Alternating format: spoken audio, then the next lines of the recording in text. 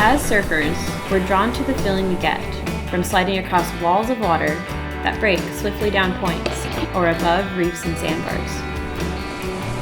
Most of us find time to do this on weekends or after work or school, but for others, we'll put off nearly everything, lie to just about anyone, and postpone anything we may have had planned. As far as our crew goes, you could say we better fit the second category.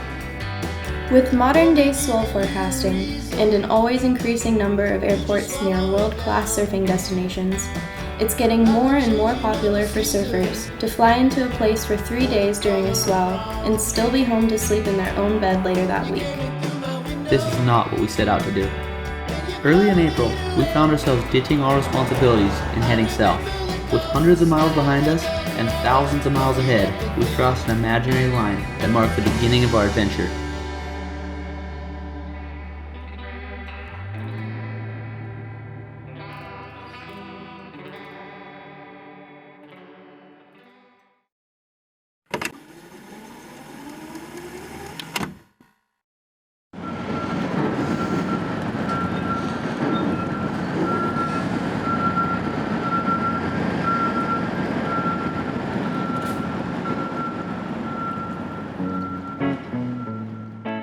We spent just over 2 months in the desert before our road trip left land, and we enjoyed our last Baja sunset from sea. After a sleepless night in the cab of the truck aboard the Santa Marcela, we got our first glimpse of land. A lot changed upon arrival to mainland. Cactus became palms, dust storms became rainstorms, and right-hand points became A-frame beach breaks. Our excitement level was at an all-time high as we passed through the forest of palms and approached one of our favorite beaches in Mexico.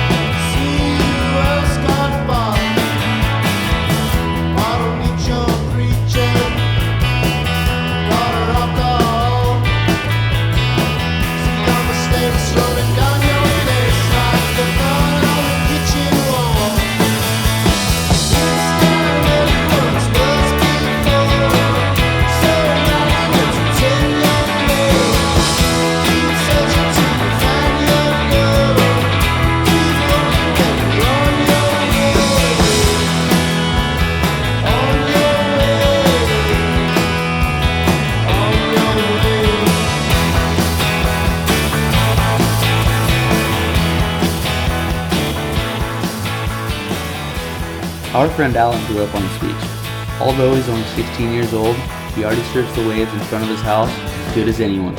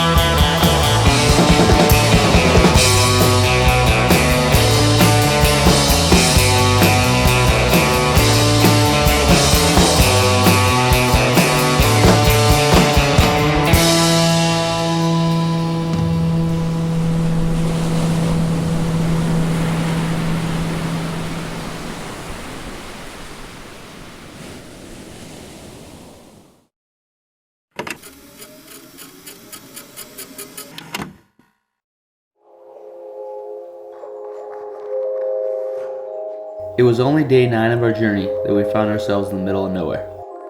An interesting looking headland on the map led us down an endless dirt road to a seemingly impossible cliff to scale. My brother had joined us for a week on the road at this point, and our truck, that came to be known as the duplex, was now the triplex. When we awoke, overlooking perfect surf with no people for miles, we were forced to scour the cliff for a way down. Here we go. Mom, I love you.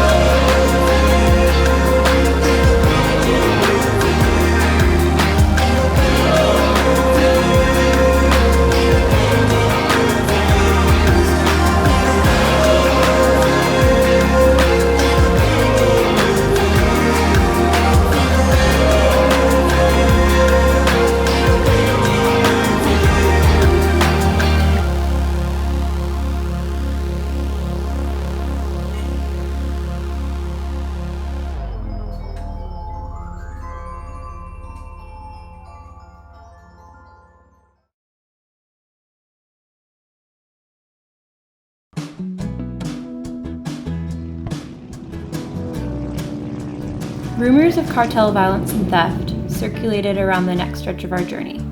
Luckily, we coasted along to 200 south with ease. When we got word of a long left point that rivaled any of Baja's right-handers but in reverse, the little village in front of the wave quickly became our next destination. You should bring me whiskey from the cornfield way down south. Every time she kisses me, it trickles through her open mouth. I see the sunshine every time I kiss her lips. Fresh spring rain and the sugar cane, I can't get enough of it. She moves me, yeah. She moves me, yeah.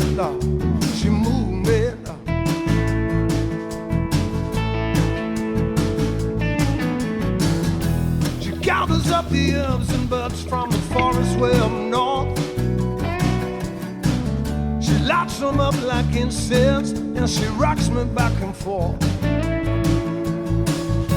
Only thing I remember is I didn't feel any pain, just a sweet release and a sense of peace and a comfort that remained.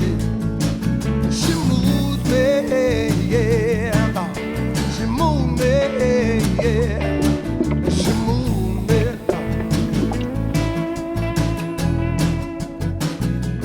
Oh, she moved me, yeah. She moved me, yeah. And she moved me. Bridge. Yeah, she's a healer, people. She's been called by a million names. But Lord, she got natural gifts to take my pain away.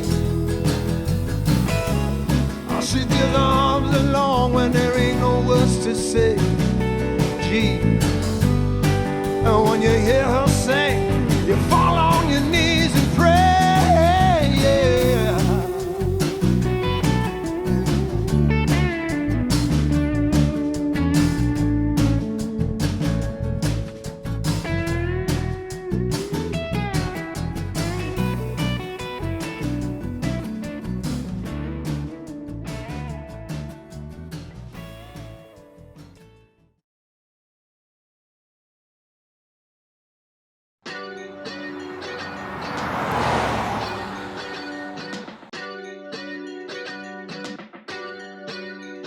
We had finally made it back to civilization as we know it, but after a quick surf, a hot shower, and an hour online, all we wanted to do was get away.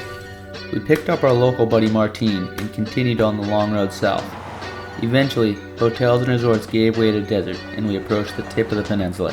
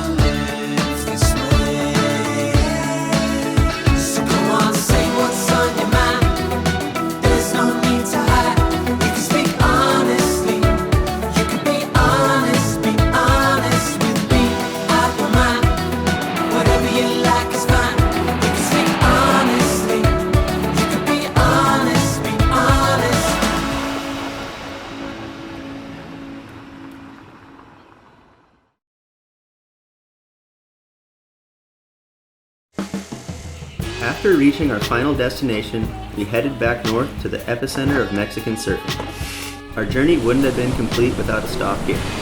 It was big, crowded, and occasionally perfect if you could find the right wave. As they should, the locals got the best waves. We were grateful for every wave we rode.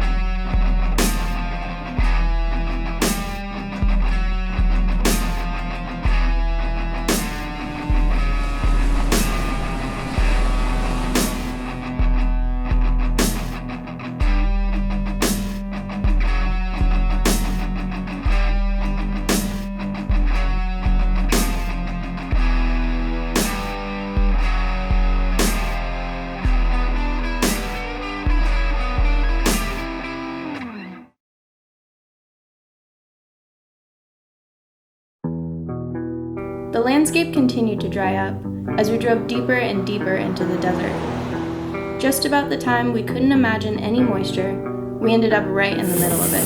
Rookies. The gringos strike again. Well, we were on our way to the next destination and tried to take a little shortcut. Apparently the road had been rained on a lot more than the previous years, and rain turns to mud turns to getting stuck, and next thing you know, we're not moving. Luckily, we flagged down the Three Musketeers, the Muchachos Tres, and they showed us how they do it, Baja style, got us out, and now we're following him on the good road. We knew the swell was on the downside, but we planned to arrive at our next stop just in time for an afternoon surf. Our 3-hour shortcut had us driving into the dark, and we awoke to nothingness. Baja flat spells are enough to make anyone go a little crazy. After 17 days in the dust and dirt without a wave over knee high, we were no different.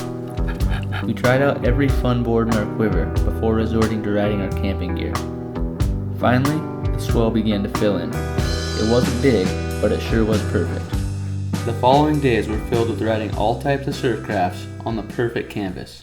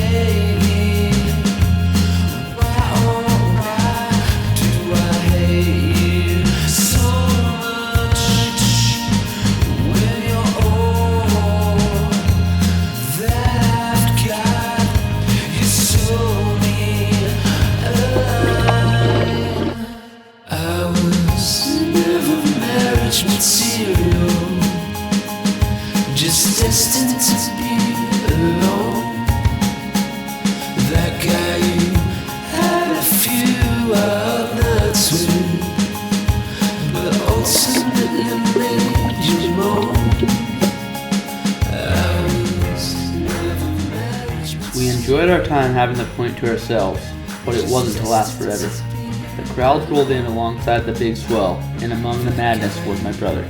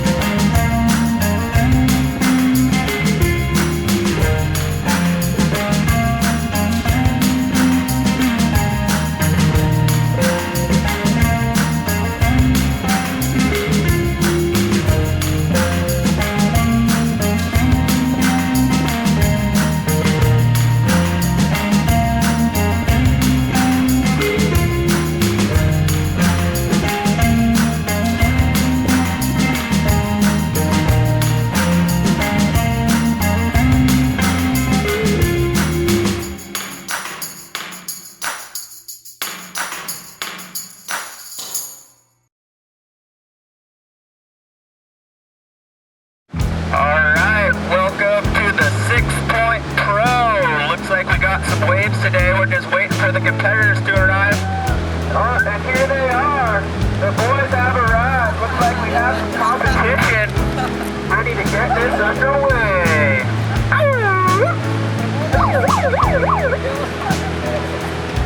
Buenos dias, muchachos.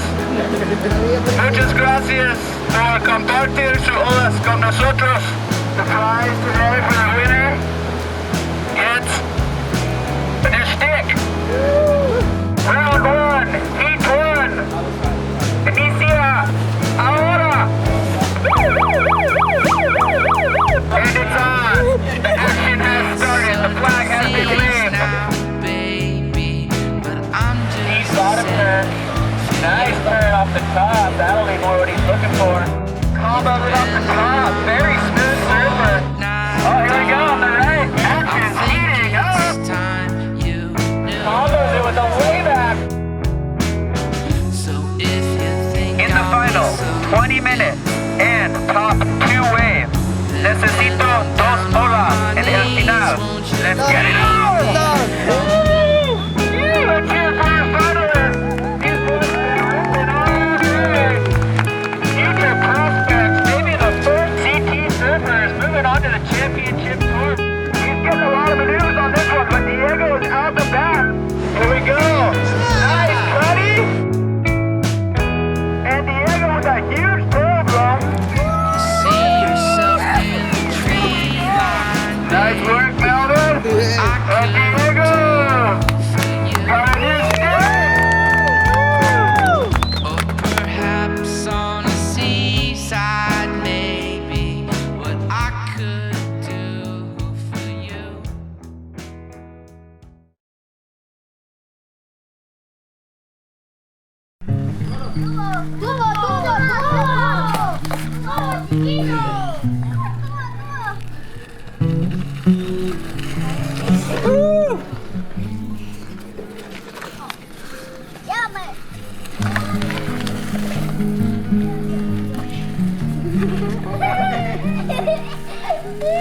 Right back.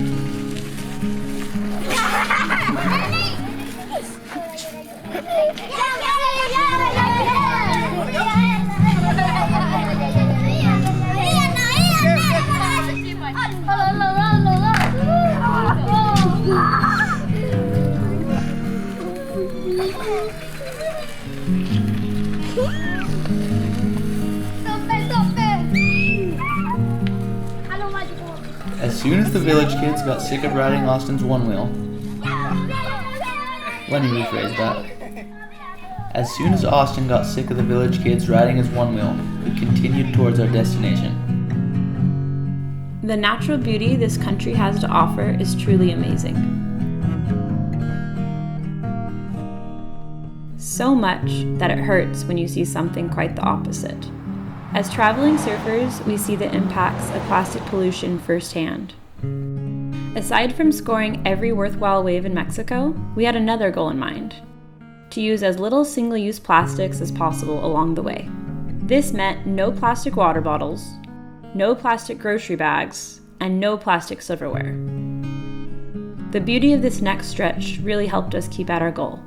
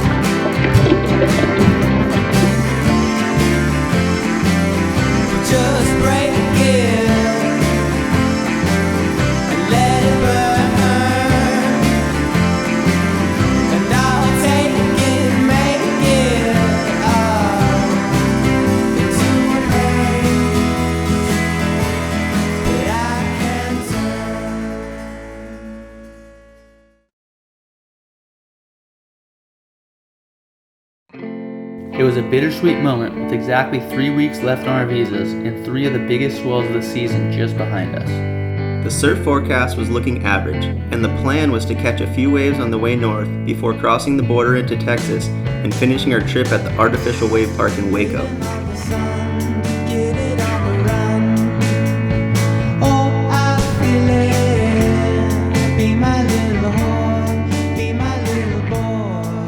The waves ended up being much better than we had thought, and we hadn't had a chance to check the forecast in a few days.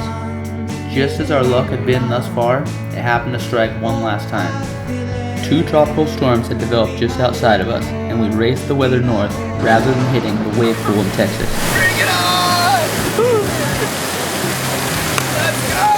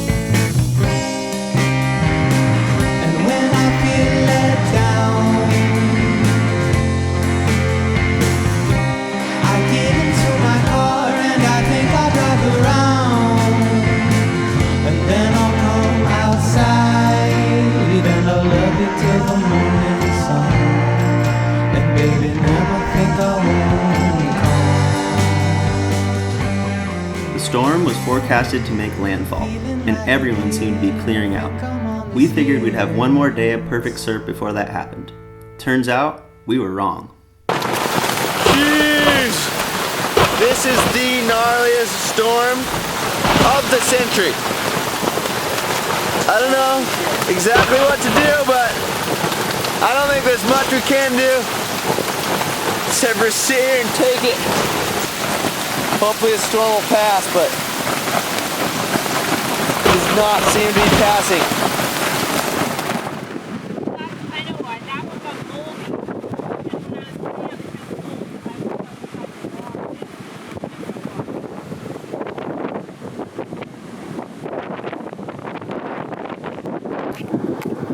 Probably the worst night of sleep on this trip.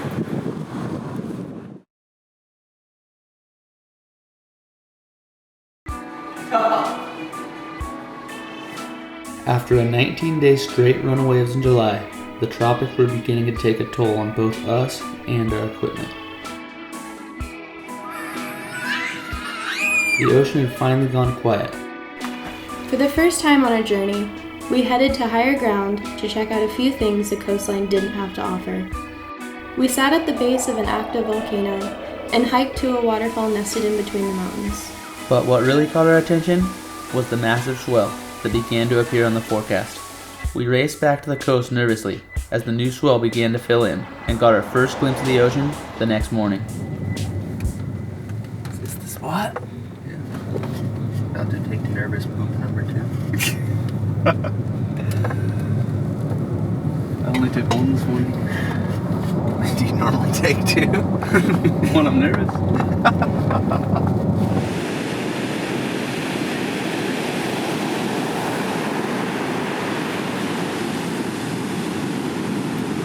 The rain came and went, but the waves never seemed to stop.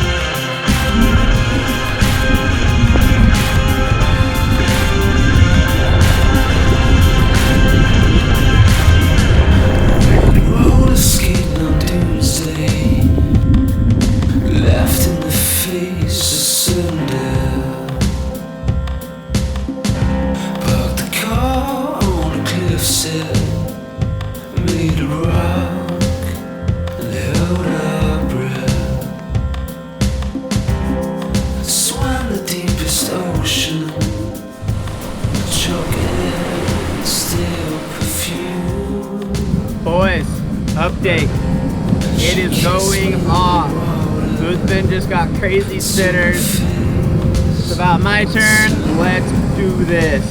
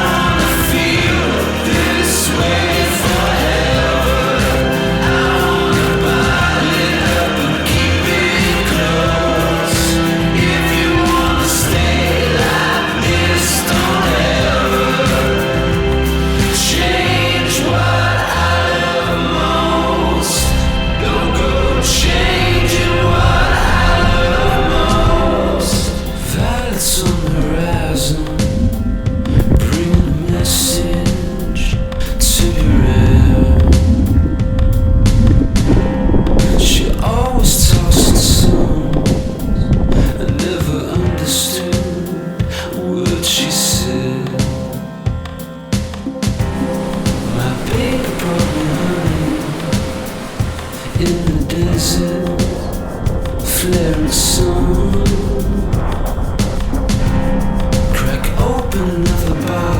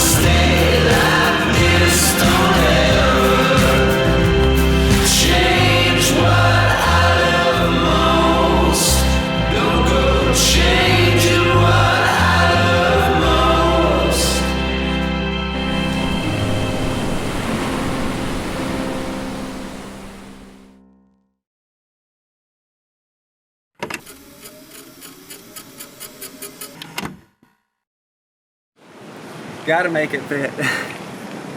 Here we have We're going on a mission. the infamous Dylan Southworth from Sayulita, Mexico.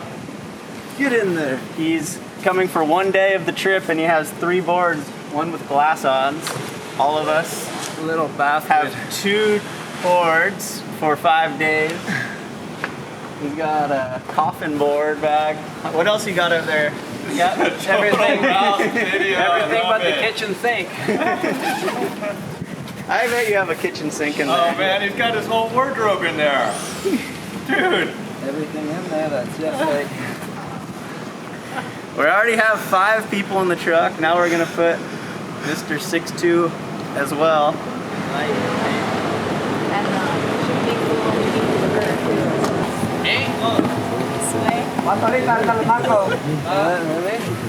Sorry, Dylan. Only 6. And we're off. Yeah, guys. We got our fresh stitches and we got 6 in the car.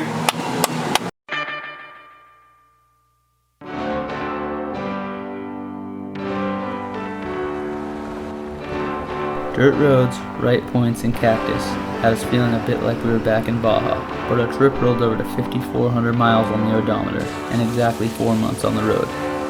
We had finally reached our final destination. There was only one thing left to do.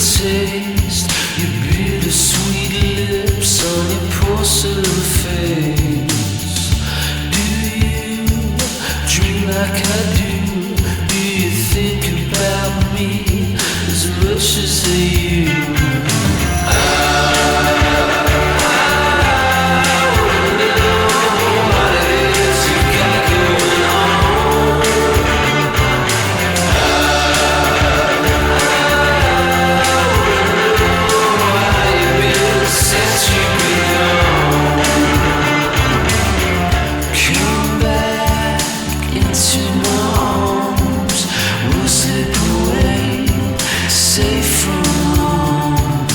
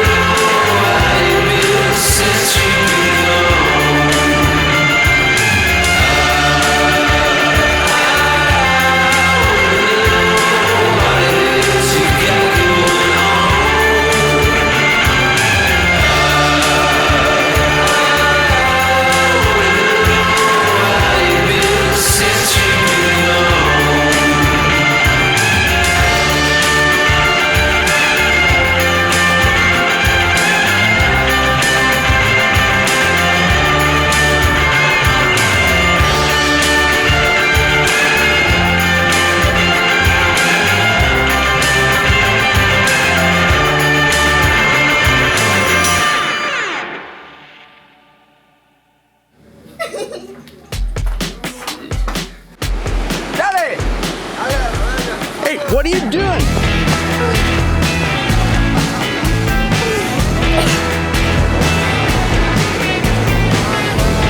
Oh, you're good at that.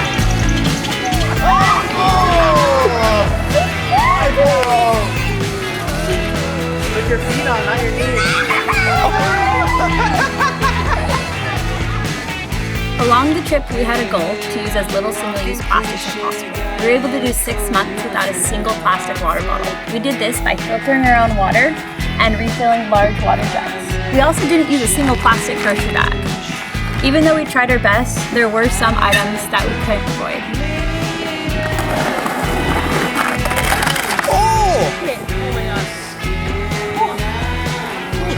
Glad the half pipe was as short as it is.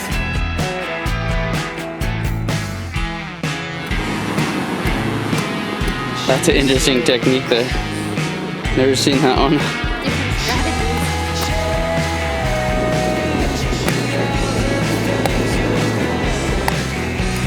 We'll be drinking coconut juice by supper time.